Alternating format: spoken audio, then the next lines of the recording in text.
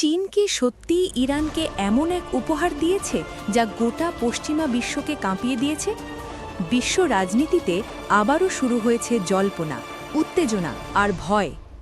সম্প্রতি আন্তর্জাতিক কয়েকটি মিডিয়া ও বিশ্লেষণমূলক রিপোর্টে দাবি করা হচ্ছে চীন নাকি ইরানকে পাঠিয়েছে প্রায় ২,০০০ টন অ্যামোনিয়াম পারক্লোরেট।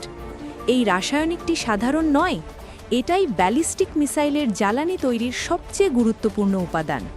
যদি এই দাবি সত্যি হয় তাহলে এটাকে শুধু উপহার বলা যাবে না, এটা হবে একেবারে জিওপলিটিক্যাল বোমা। প্রশ্ন উঠছে, চীন কেন ইরানকে এমন একটি স্পর্শকাতর উপাদান পাঠাবে?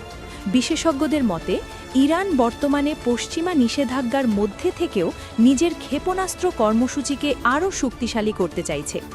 আর ঠিক এই জায়গাতেই চীনের ভূমিকা নিয়ে সন্দেহ তৈরি হয়েছে। চীন অবশ্য বরাবরের মতোই সরাসরি কিছু স্বীকার করেনি। তাদের বক্তব্য, চীন সব সময় আন্তর্জাতিক আইন মেনে বাণিজ্য করে।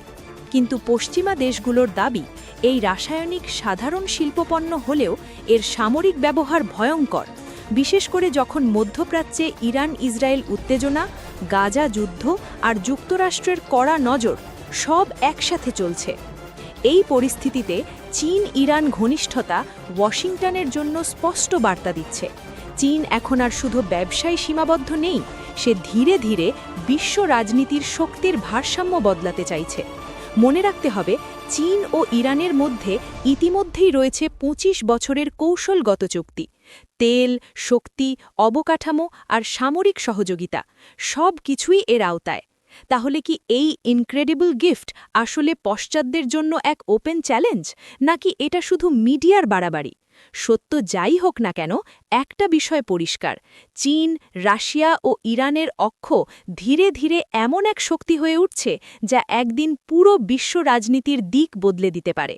আর এই খেলায় পরবর্তী চালটা কি হবে সেটাই এখন দেখার।